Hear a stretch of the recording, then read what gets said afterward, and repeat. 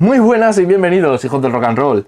En este vídeo os traigo la preparación de un Scaleauto, aunque en esta ocasión lo vamos a hacer sobre la base de este precioso Honda NSX, que ya tuvisteis la ocasión de ver cómo montaba la carrocería en el canal. La preparación es extrapolable a cualquier otro modelo de la marca. Mi nombre es Emanuel Torres, este es el canal Torreslot y si queréis verlo, ya sabéis, quedaros conmigo en el ojo del huracán.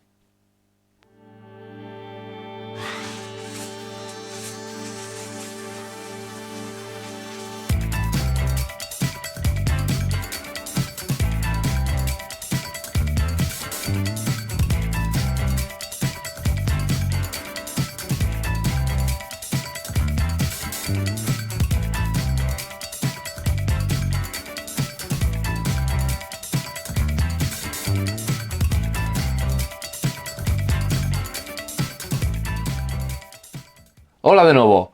Bueno, vamos a dar un pequeño repaso al reglamento bajo el que vamos a preparar nuestro Honda NSX.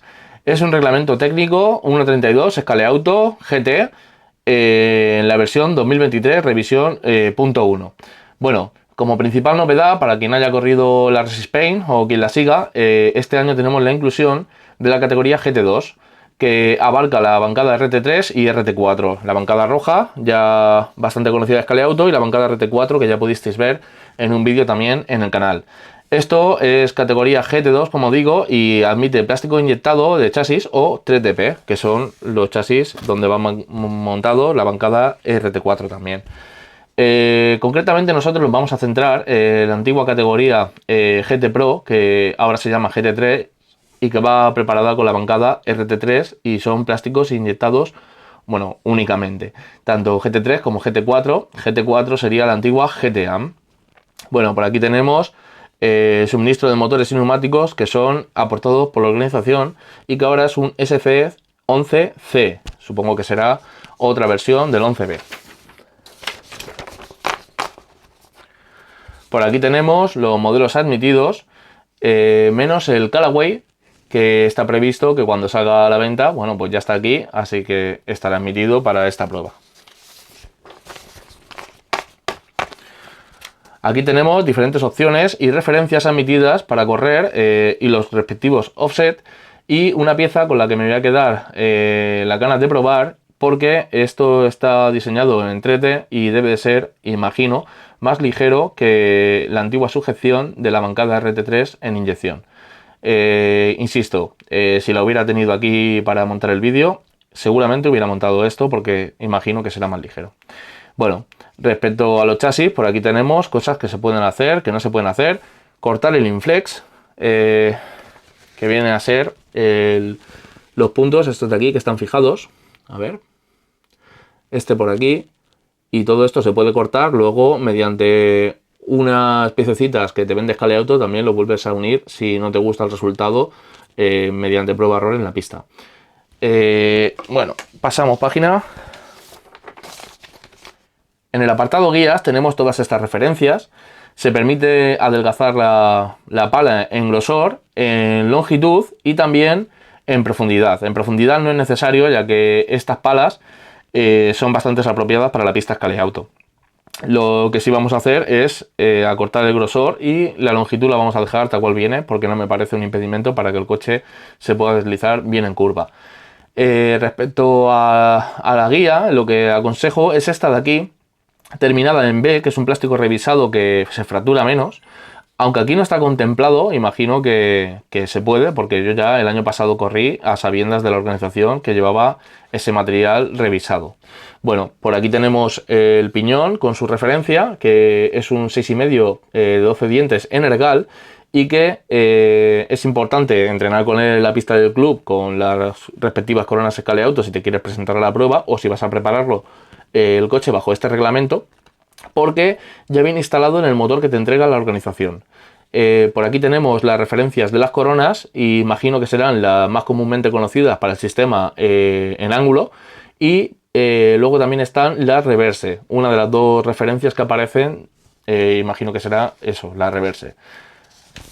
Aquí tenemos el apartado llantas, las llantas que están permitidas, las referencias, y tenemos un diámetro máximo y mínimo. En las delanteras tenemos un máximo de 16,9, el mínimo sería 16,2. Vamos a utilizar la llanta Extreme literalmente por un motivo de peso en su diámetro mínimo, en 16,2. Y para las llantas traseras vamos a utilizar una Universal o Monza en 16,5 o 16,9. Depende también de al final que busquemos con la relación y qué es lo que mejor nos venga. En el apartado ejes se permite cualquier eje de 332, por lo tanto es libre.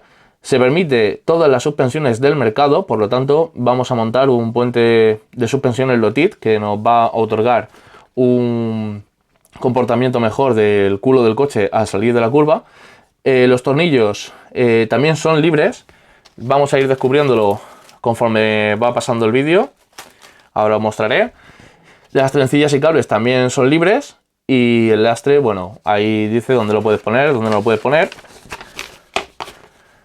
Y esto es una sección donde hay anexos para intentar o igualar un poquito los coches o cosas que están permitidas, que no están permitidas porque se pierden, como ganchos, piezas que molestan como los soportes laterales del Porsche en este caso, que vienen a ser este chasis de Porsche. Estos soportes de aquí terminan molestando un poquito con la pata del motor, por lo tanto está permitido rebajarlo, o en el chasis 3DP, que es este de aquí, este soporte de aquí que viene a parar la carrocería aquí, el soporte de la carrocería, está tan pegado que te permiten cortarlo por la mitad. Pues por ejemplo todo esto viene reflejado en esta hoja. Están permitidos los Lexanes, ya pudisteis ver en el montaje de la carrocería cómo poníamos de una forma particular el Lexan de este Honda NSX. Si no habéis visto el vídeo os lo recomiendo. Y luego los líquidos están facilitados por la organización. En total no se puede utilizar un líquido, un aceite, un lubricante, un aditivo que no esté facilitado por la organización. Así que bueno, después de este pequeño repaso, vamos con los materiales. Si te gusta el canal Torreslot, no te olvides de suscribirte y si no quieres perderte ninguna novedad, no te olvides de activar la campanita. De esta forma me ayudarás a seguir haciendo más vídeos. ¡Muchas gracias! Bueno, pues vamos a echarle un vistazo al material que vamos a montar. Por un lado tenemos la trencilla estañada Scaleauto, solo hay una referencia, así que no hay líos. Tenemos los neumáticos homologados para la prueba, para el GT3, que es el GT Pro anterior, es un 20 por 10,5, AS 25.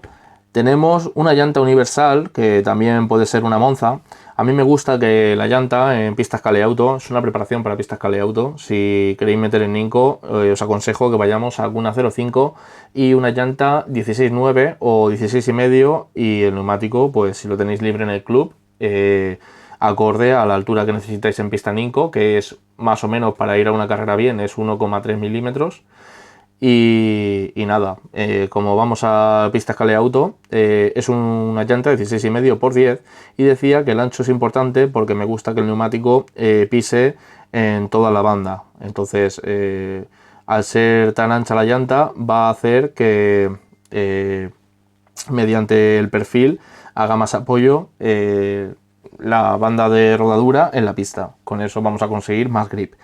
Para la suspensión tenemos muelle corto ultra blando Slotit y un puente de suspensión Slotit que vamos a montar sin topes de suspensión. Tenemos aquí diferentes separadores de guía. Yo creo que con un separador de guía de 0,2 vamos a ir bien, luego lo veremos.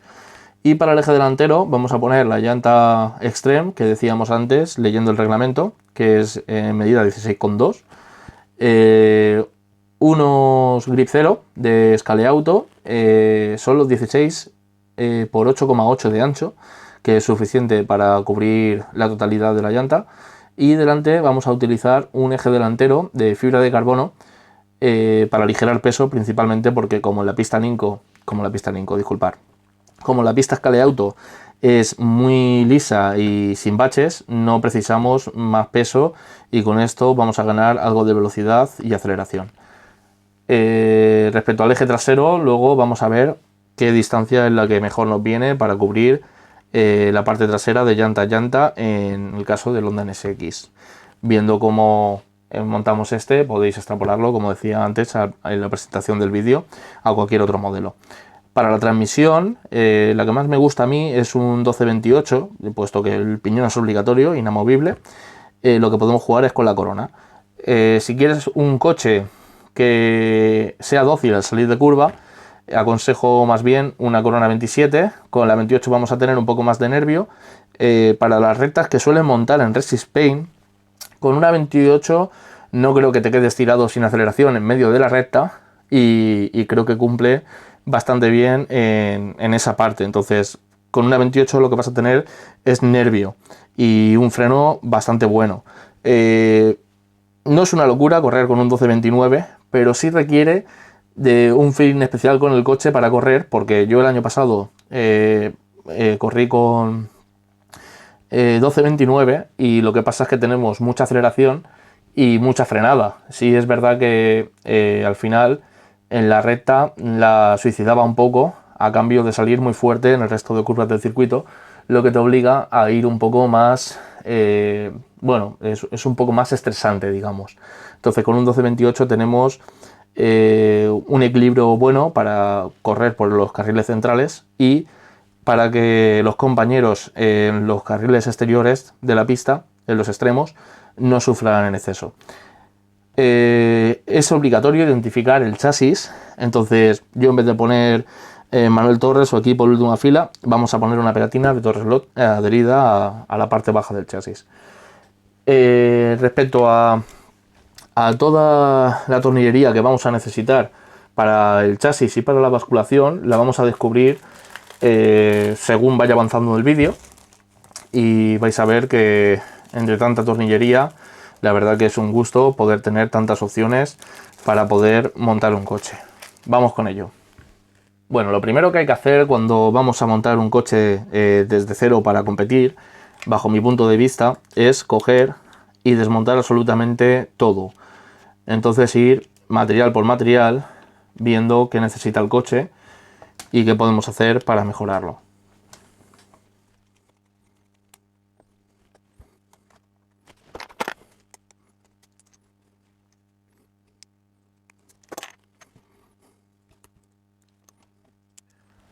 Importante, este tornillo de Allen delantero es 1,5 milímetros. Lo digo para que no os traiga de cabeza con la 1,3 y que no perdáis el tiempo.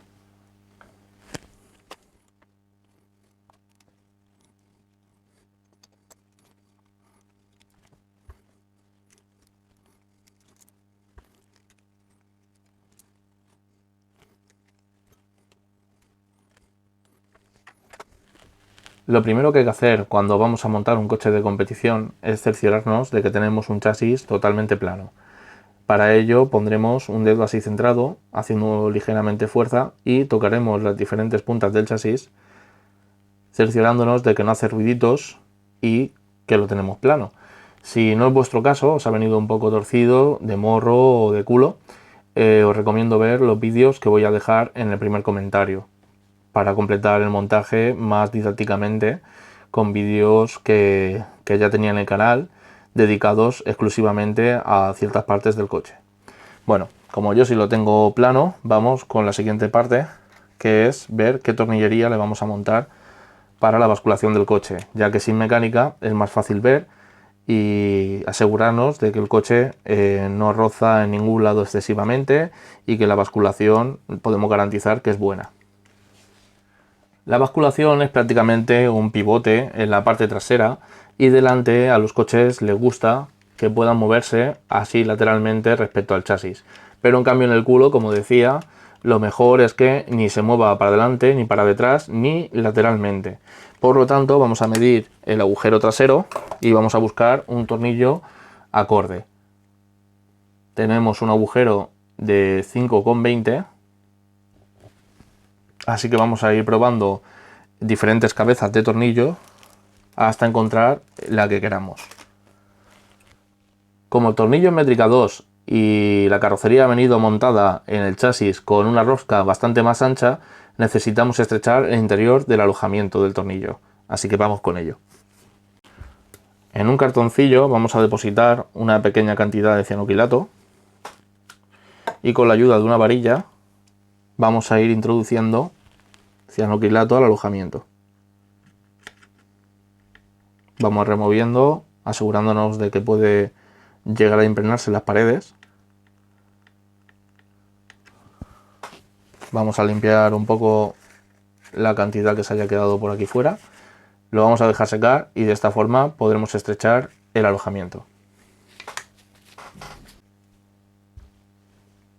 Aunque en la mayoría de chasis Scaleauto la cabeza de 4,8 viene perfecta para el alojamiento y que sea un pivote, como habíamos comentado, sin que se mueva prácticamente nada en el agujero, en este caso en el Honda NSX ha venido el chasis con un poquito más de movimiento del que me gusta.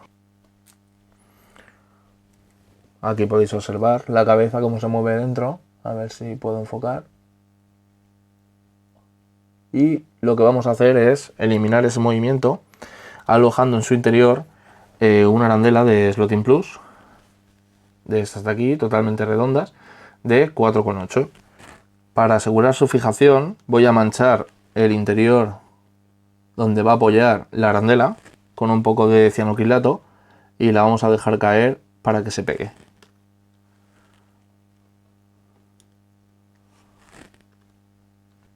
Y vamos a introducir la arandela.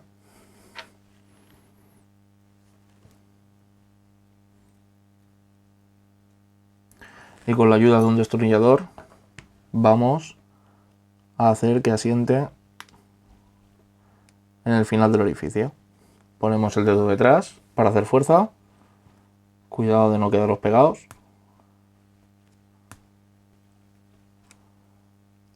Vale, yo ya la tengo. No preocuparos por el cianoquilato que queda aquí encima, porque ahora le podemos pasar un poquito de lija y limpiarlo. De esta forma tenemos una arandela que nos centra totalmente el tornillo respecto al chasis, al alojamiento trasero, y que va a hacer que nuestro tornillo no se mueva hacia ningún lado y solamente pivote sobre el agujero de la arandela. Para limpiar el poco exceso de cianoquilato que se ha formado aquí encima, con una lima muy finita, lo podemos retirar, como decía. Bueno.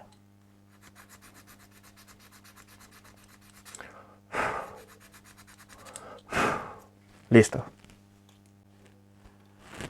Bueno, ahora podemos ver cómo el tornillo entra y sale con facilidad del alojamiento mediante la arandela y en cambio no tenemos movimientos laterales ni hacia adelante y hacia atrás.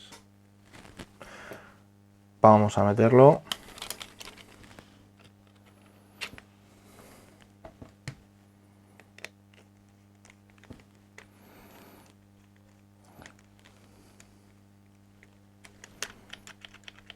Perfecto.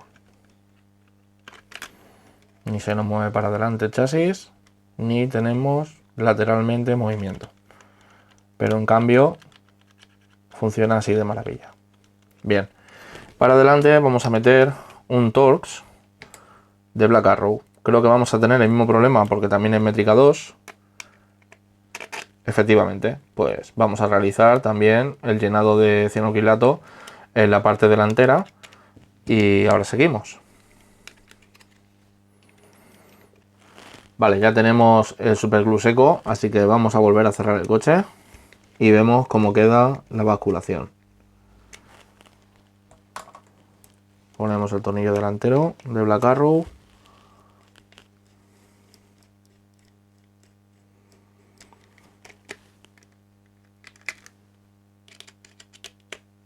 Y vemos que la basculación va suelta. Tenemos movimiento delantero del chasis sobre la carrocería lateralmente para que ayude a entrar mejor a curva. Desplaza bien. Y detrás ya lo habíais visto cómo quedaba. Así de bien bascula nuestro chasis. Otro punto que vamos a tener en cuenta es ver si los tetones de la carrocería apoyan debidamente en el chasis. Detrás he estado observando que tenemos un poquito de luz entre la carrocería y el chasis cuando dejamos totalmente apoyada la carrocería sobre el chasis, Por lo tanto, vamos a calzar con una arandela de 0,3 de la marca Kill Slot, que son difíciles de encontrar y espero que algún fabricante haga próximamente, para intentar trasladar que el apoyo cuando salimos de curva y cuando traccionemos sea mediante el tetón de la carrocería en el chasis, a través de la goma, lo que también nos va a ayudar a evitar ciertas vibraciones. Vamos a montar, esto es 0,3, había bastantes grosores hasta llegar a 1 milímetro o más, creo recordar. Por lo tanto, vamos a ver que ahora sí que queda debidamente apoyado y en cambio no se ha levantado el culo. Lo podemos verificar porque tocando aquí los laterales, las patas de la carrocería, bueno, ahora lo muestro. Vamos a pegar la arandela a la carrocería y de esta forma la vamos a tener bien apoyada. Vuelvo a abrir y os muestro por qué lo sé. Cuando levantamos el culo del coche, deja de apoyar en estos laterales. Y cuando he metido la arandela, he comprobado que los laterales siguen apoyando en esa parte de la carrocería, esas dos terminaciones del chasis. Por lo tanto, con un poco de B7000 vamos a fijar al tetón trasero la arandela centrada. Perimetralmente, y a modo de ahorrarnos trabajos para luego, aquí tenemos una pequeña rebaba que no es el perfil real de esta parte que bordea el soporte motor y que nos puede dar luego problemas. Entonces, con un bisturí o con una lima vamos a raspar esa parte baja hasta que la veamos pareja con el resto de la pieza.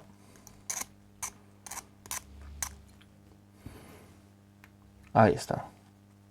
Vamos a bordear todo el perímetro y vamos a quitar esa pequeña imperfección. Bueno, ya tengo el chasis limpio de rebabas. Lo siguiente que vamos a hacer es ajustar el eje delantero.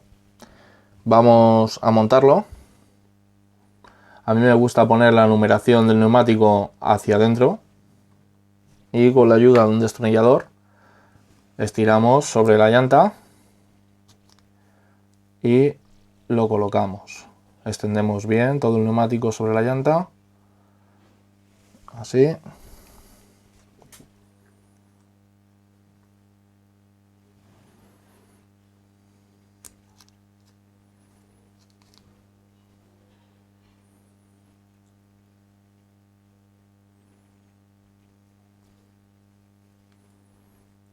Perfecto. Para saber que el eje tiene la distancia adecuada, vamos a introducirlo en una de las llantas, en el borde. Vamos a dejarlo alineado aquí fuera.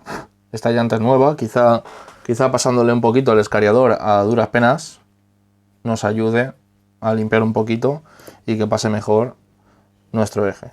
Así mejor, sí. Vale, tampoco es bueno que pase demasiado fácil. Y vamos a ver que el eje es perfecto poniéndolo aquí y viendo que no sale por ninguno de los dos lados de la carrocería.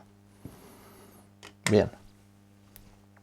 Vamos a comprobar que el eje pase con suavidad por aquí por los puentes. Así es. Y vamos a ver si necesitamos separadores, que sí lo necesitamos.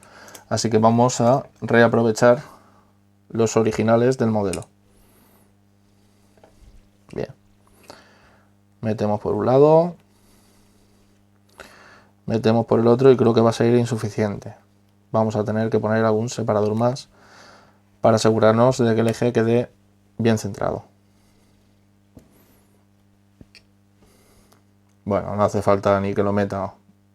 Vemos que sobra claramente eje, así que vamos a meter un separador de 1 milímetro a cada lado.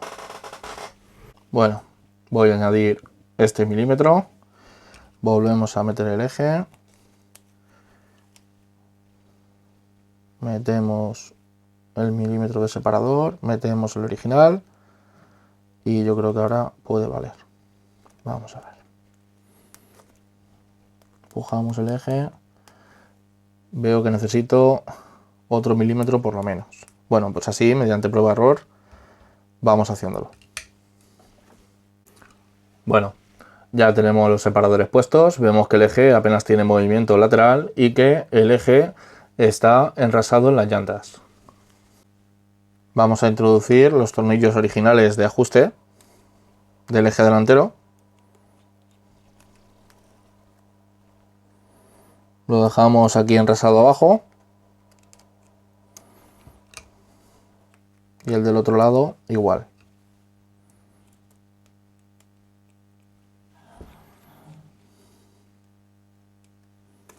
Vale.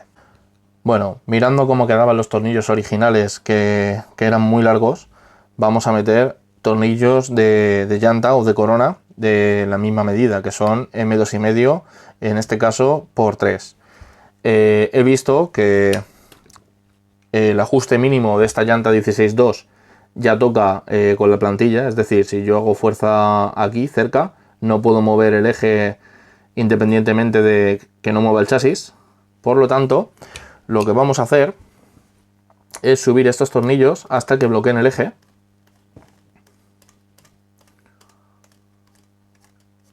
Ahí bloquea, le vamos a quitar media vuelta. Vamos a tomar como referencia algún punto en el destornillador y vamos a liberar otra vez media vuelta para que vuelva a girar libre. Vamos a hacer lo mismo con el siguiente. En este modelo es así, pero en otro modelo puede variar. Si el puente de torretas delantero varía la altura. Ahí bloquea un poco, le volvemos a quitar media vuelta y vuelve a girar libre. Ahora vamos a presentar los tornillos más pequeños arriba sin que toquen el eje. Vamos a saberlo cuando toque.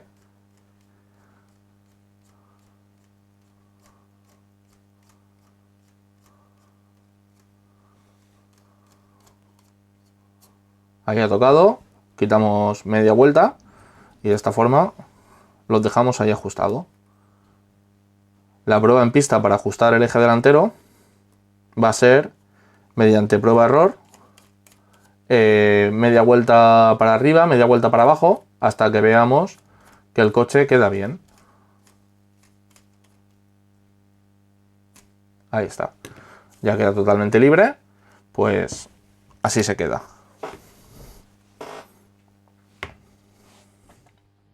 ¿Aún no sabes navegar por la página Torreslot?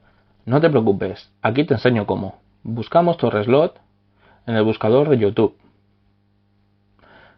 Nos vamos aquí al canal y aquí tenemos en la barra superior vídeos y lo más importante, listas. Tenemos entradas con cada coche que ha aparecido por el canal y vídeos para preparar dicho coche. Por ejemplo, si nos metemos en el McLaren de Thunder Slot, aquí tenemos la preparación, el montaje en transversal, cómo recortar o devastar un eje y un montón de vídeos más para asegurarnos de que podemos montar el coche en condiciones. Por ejemplo, os muestro también aquí el Porsche.